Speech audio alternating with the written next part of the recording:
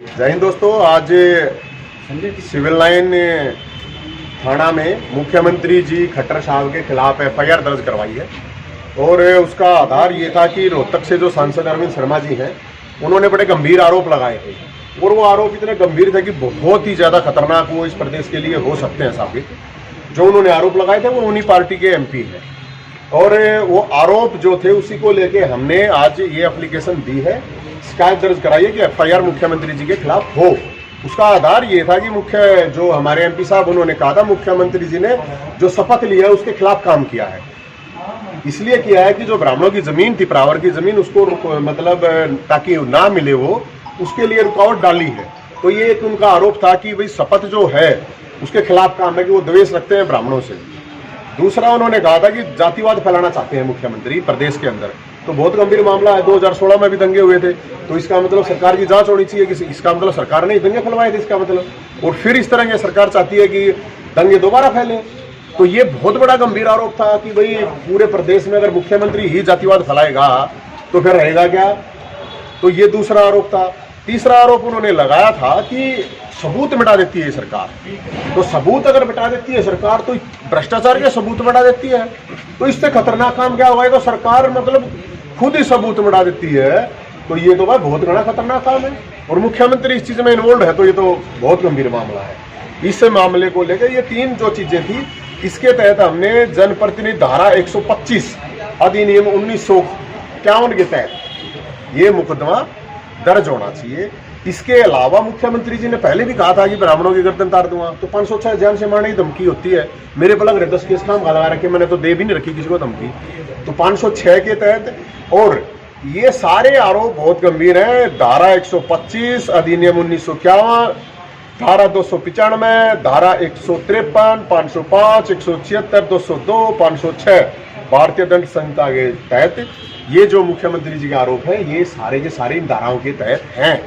तो हमने ये थानेदार साहब को दिया और उन्होंने बिल्कुल कार्रवाई का आश्वासन दिया और उन्होंने हमारे को रिसीविंग दे दी।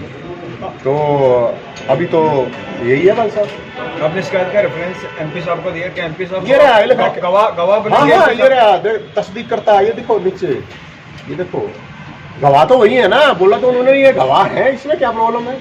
गवाह है बिल्कुल, और उन्होंने जो बात ठाई है तो अब हम इस चीज को तो छोड़ेंगे नहीं, मुख्यमंत्री के पीछे पड़ेंगे बिल्कुल। इस शिकायत के संदर्भ में आपकी एमपी साहब से बात हुई है?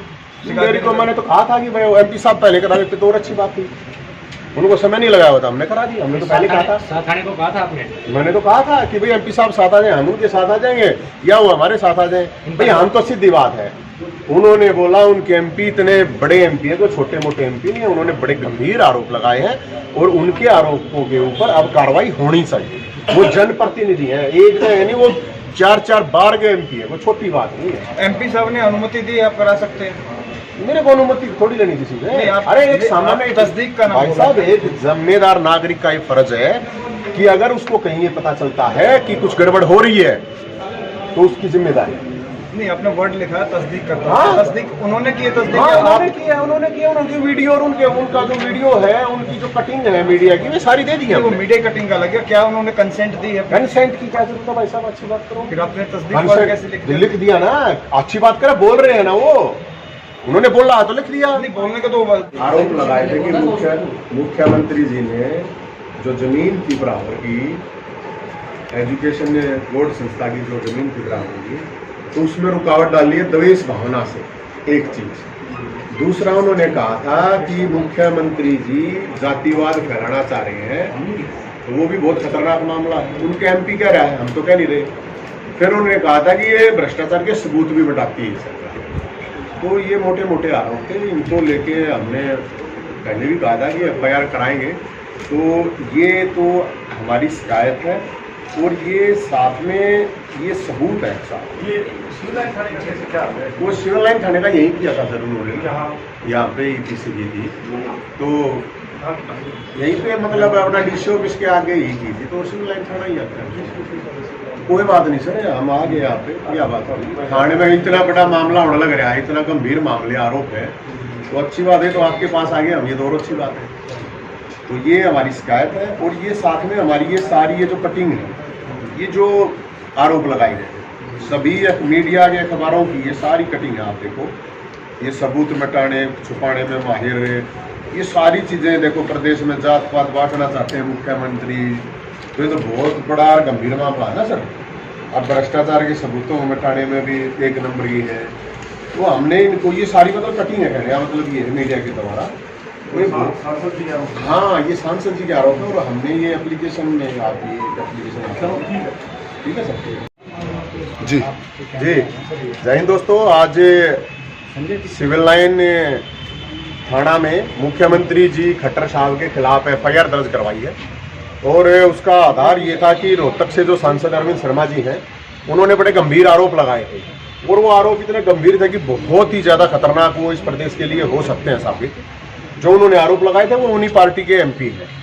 और वो आरोप जो थे उसी को लेके हमने आज ये एप्लीकेशन दी है, शिकायत दर्ज कराई है कि एफआईआर मुख्यमंत्री जी के खिलाफ हो।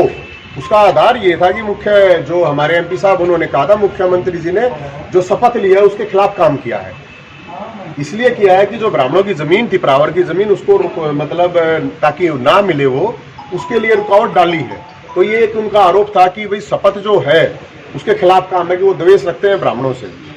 दूसरा उन्होंने कहा था कि जातिवाद फैलाना चाहते हैं मुख्यमंत्री प्रदेश के अंदर। तो बहुत गंभीर मामला है, 2016 में भी दंगे हुए थे। तो इसका मतलब सरकार की जांच होनी चाहिए कि इसका मतलब सरकार ने दंगे फैलवाए थे इसका मतलब। और फिर इस तरह की सरकार चाहती है कि दंगे दोबारा फैलें। तो ये बहुत बड़ा गंभीर आरोप था कि भाई पूरे प्रदेश में अगर मुख्यमंत्री ही जातिवाद फैलाएगा तो फिर रहेगा क्या। तो ये दूसरा आरोप था। तीसरा आरोप उन्होंने लगाया था कि सबूत मिटा देती है सरकार।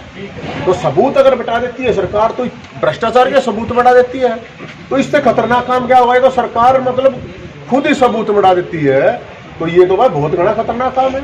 और मुख्यमंत्री इस चीज में इन्वॉल्व है, तो ये तो बहुत गंभीर मामला है। इस मामले को लेकर ये तीन जो चीजें थी, इसके तहत हमने जनप्रतिनिधि धारा 125 अधिनियम 1951 के तहत ये मुकदमा दर्ज होना चाहिए। इसके अलावा मुख्यमंत्री जी ने पहले भी कहा था कि ब्राह्मणों की गर्दन तार दूंगा। तो 506 जान से मारने की धमकी होती है। मेरे पर लग रहे 10 केस काम लगा रखे, मैंने तो दे भी नहीं रखी किसी को धमकी। तो 506 के तहत, और ये सारे आरोप बहुत गंभीर हैं। धारा 125 अधिनियम 1951, धारा 295, धारा 153, 505, 176, 202, 506 भारतीय दंड संहिता के तहत ये जो मुख्यमंत्री जी के आरोप हैं, ये सारे के सारे इन धाराओं के तहत हैं। तो हमने ये थानेदार साहब को दिया और उन्होंने बिल्कुल कार्रवाई का आश्वासन दिया और उन्होंने हमारे को रिसीविंग दे दी।